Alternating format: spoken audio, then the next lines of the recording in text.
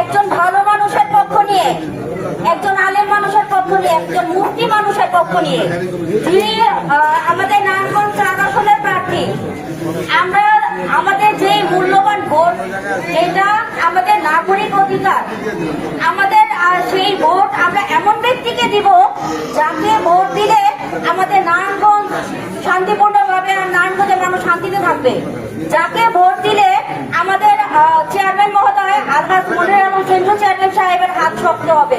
তা আমরা তার হাতে হাত রেখে, কাঁধে কাঁধ রেখে এই কুতুবপুরকে আরো ভালোভাবে, শক্তভাবে, সুষ্ঠু সুন্দরভাবে পরিচালনা করতে পারবো।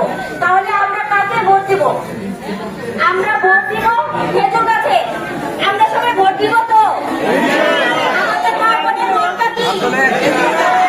আমাদের মার্কা কি? কুতুবপুরের মার্কা কি? আলহাজ মনির আলম সেন্ট্রাল চেয়ারম্যানের মার্কা কি? সেজুনাথের মার্কা কি? আমার মা বোনের মার্কা কি?